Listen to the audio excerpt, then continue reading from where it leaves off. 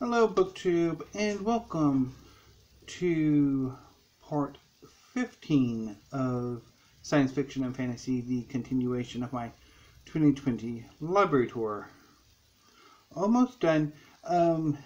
This batch of books will conclude the double-sided shelf I'm using, and the next video will start a new shelf, the one my brother built. First up is Imajica by Clive Barker. I picked this up from the Friends of the Library's Book Sale Nook, and I want to say it is a discarded book from the Hewitt Community Library. Next up, I have a complete series by Daniel Abraham, the Long Price Quartet. So this is a bind-up of A Shadow in Summer and A Betrayal in Winter, books 1 and 2.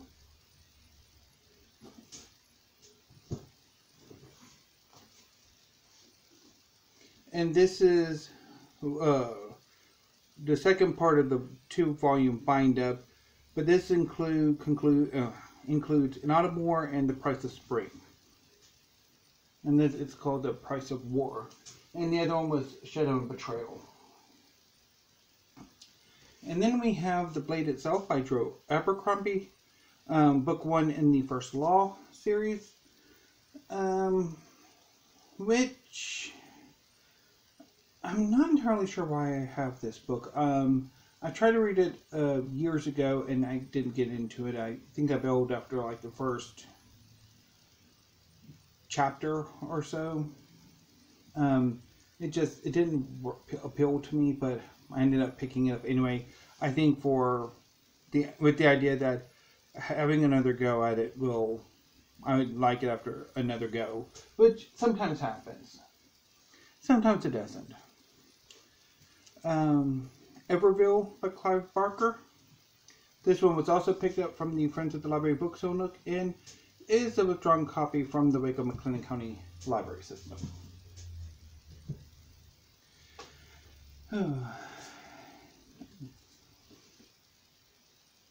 Yeah. So next up is Lord Fellsbane by Stephen R. Donaldson. This is the first book in the Chronicles of Thomas Covenant the Unbeliever. And this book sucks. It is just terrible.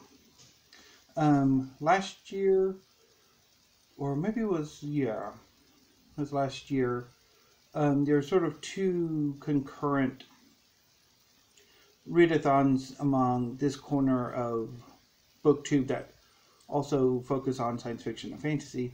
One was a read-along of the Dune novels by Frank Herbert, and the other one was the first 2 series of the Thomas Covenant the Unbeliever series. And so I initially participated in both, but I didn't care I hated this book. It really did nothing for me. And I did go ahead and pick up the second volume in the series, The Ill-Earth War. And I started at this one, but I decided to bail on the rest of the readathon. Did not care for them at all. This is The Prince of Thorns by Mark Lawrence. It's book 1 of the Broken Empire series.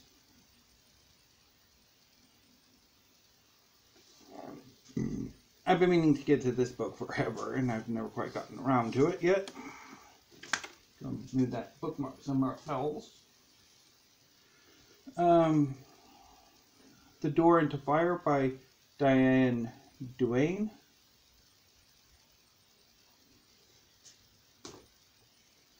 And we have a few more Tanith Lee books.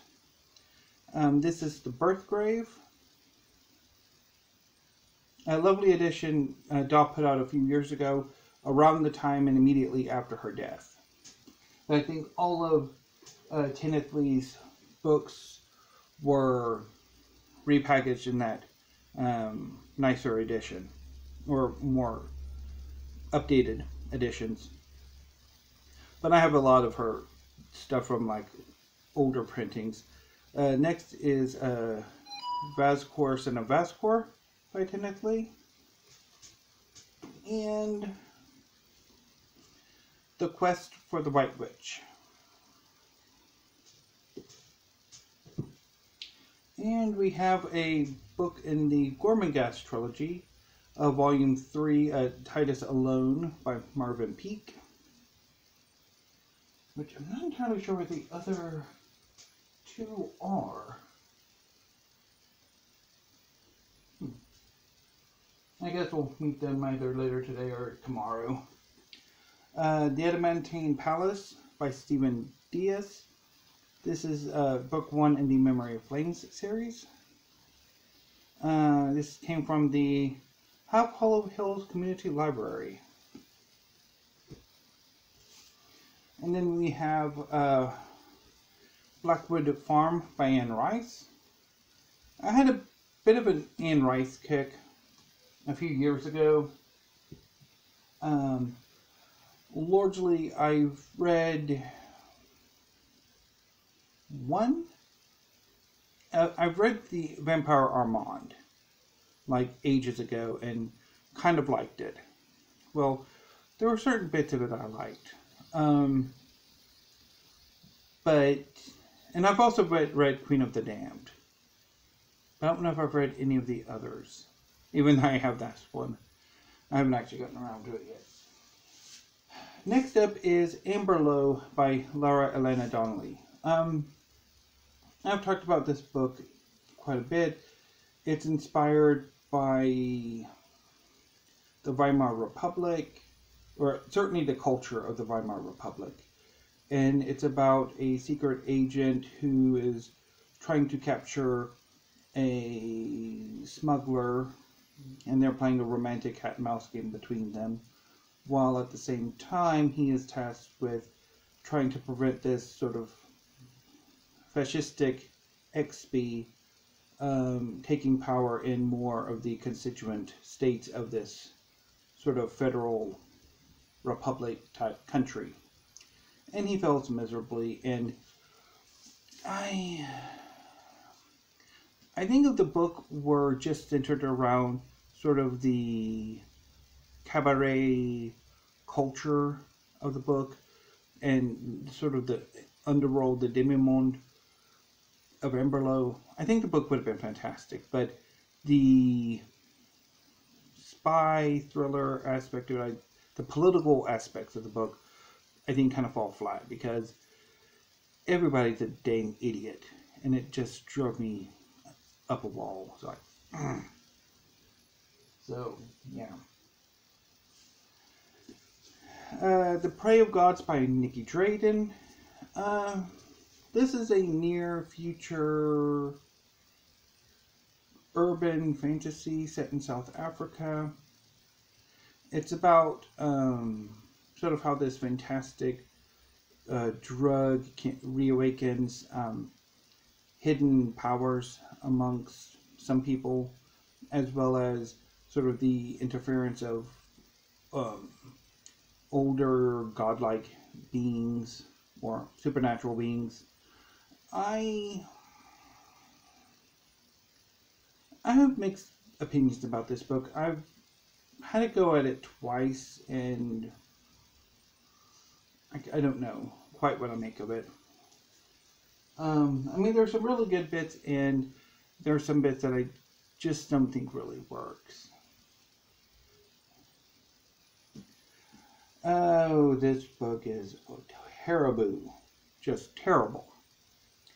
Dryland's End by Felice Picano. Probably the worst science fiction novel I have ever read to completion. I mean, all bells count as worst, but this book is terrible. It's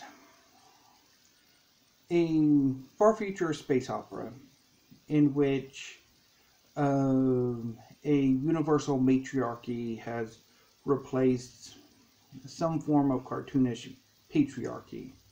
Of course, the matriarchies become as bad as whatever this cartoonish patriarchy was. But anyway, so a group of rebellious androids, AI, unleash a biological weapon against this matriarchy, whose sort of one of its foundational principles is the idea of motherhood, of becoming a mother. And this biological warfare basically renders women sterile. And in order to find a cure, the main protagonist and a group of companions have to journey to this isolated backwater planet, where they discover that the inhabitants are being kidnapped by mysterious people. And it comes out that the main character's father was a scientist who was working on alternative methods of reproduction, namely implanting wombs into men so that men could have the ability to have children themselves. So it's just all levels of terrible. I don't know why I still have it, except for the fact that I really do not want to inflict that book on anybody else. But anyway, next I have 2 books by Max Gladstone. This is 3 Parts Dead, which is quite good. Really liked it. And 2 Serpents Rise, which was also really good.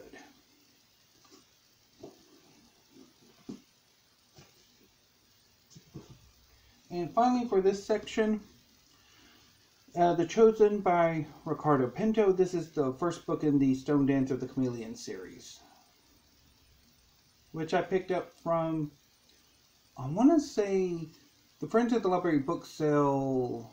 Like, they had a summer sale, which is pretty much exclusively fiction. I think that's where I picked this up at.